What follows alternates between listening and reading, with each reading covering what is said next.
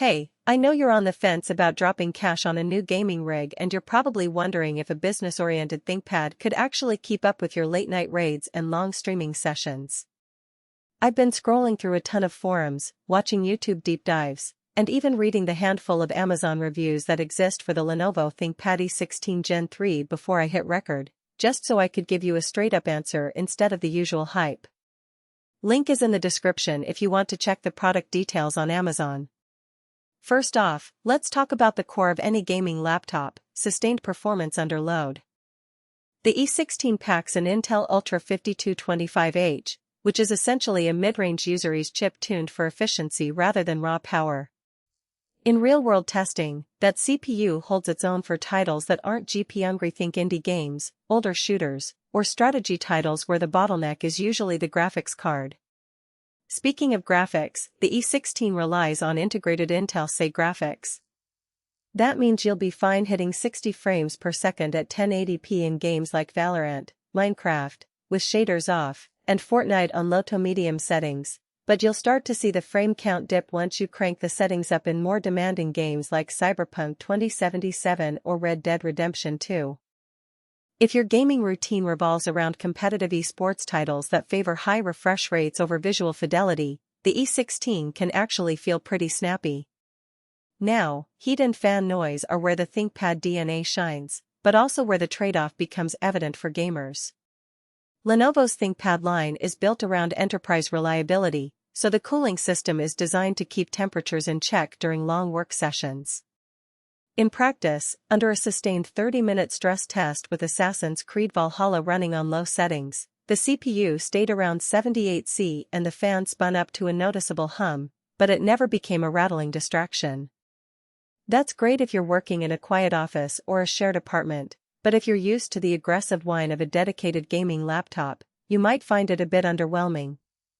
The fan does increase its speed when the GPU, even the integrated one, pushes harder, which can push the noise level up to a moderate buzz. Still tolerable, but it will be noticeable if you're recording voiceovers or streaming without a separate microphone.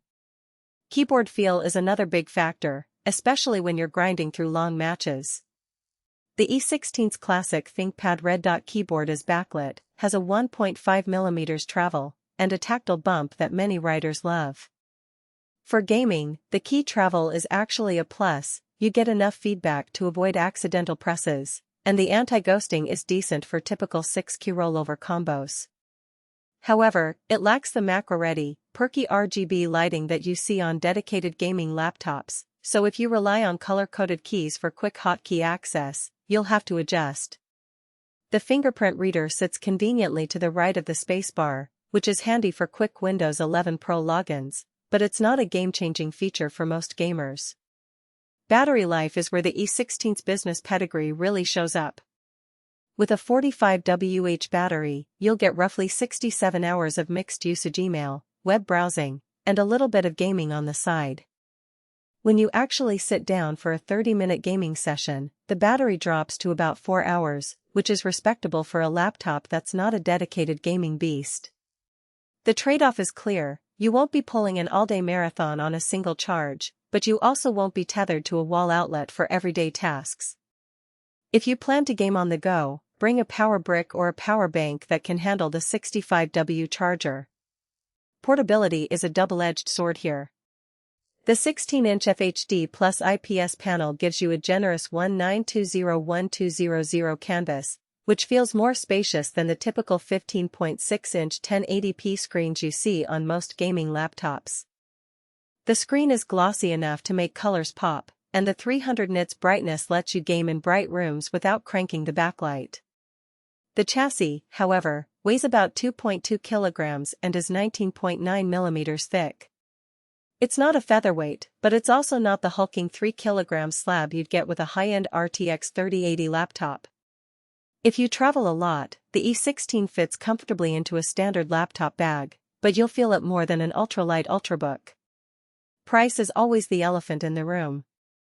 The E16 sits in the $1,000–$1,200 range depending on configuration, which puts it squarely between a budget gaming notebook and a mid-range workstation.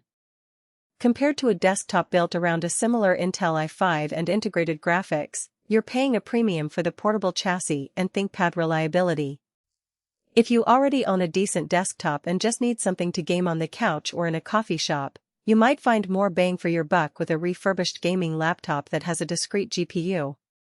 On the flip side, if you need a machine that can double as a work laptop, think VPNs, encrypted drives, and Windows 11 Pro with BitLocker, and you only play less demanding titles, the E16 offers a sweet spot: solid enterprise features without the